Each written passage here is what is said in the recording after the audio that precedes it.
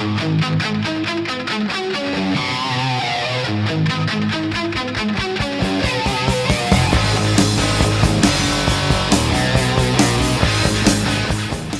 Bald Rhino back for another exciting PSA reveal. Hope you enjoy these. This is part of the giant bulk order that I got back, excuse me, from PSA. And this is the Ronald Acuna Jr. Heritage Rookie Performer card, PSA 10.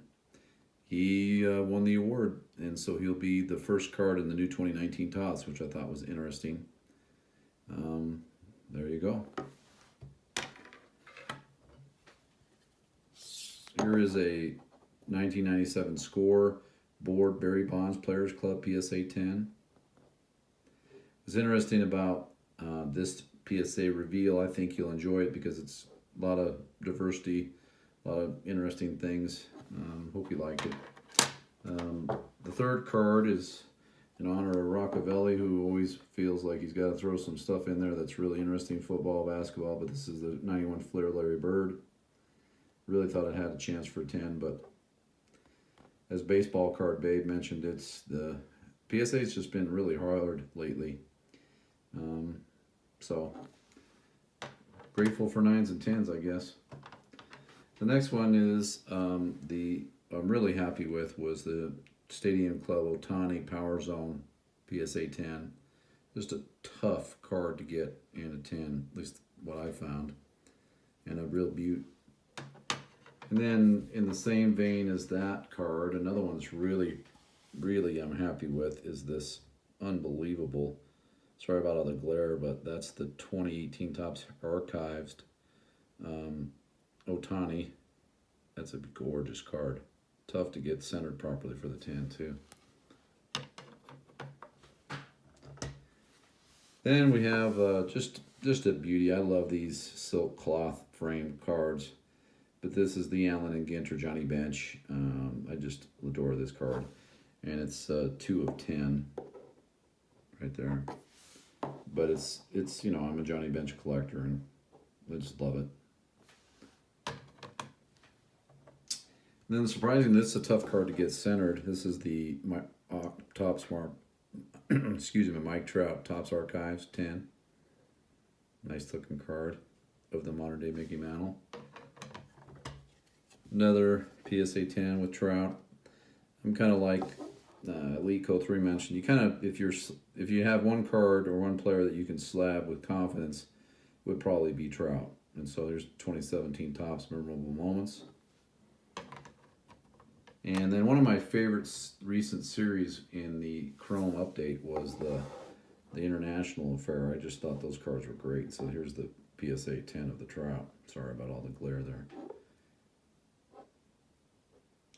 Angels got sneaky good in the offseason, so we'll see what happens.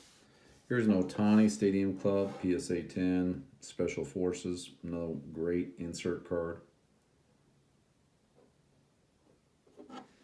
And then some vintage for you. This was a break of a Beckett slab that was I think a Beckett 7. And it came out of 6, so not really a victory, but that's a tough card, popular card. I liked the Schmitty, so nice looking to get a 75 and a 6. It's amazing how good the cards have to be to get 7 or better than that.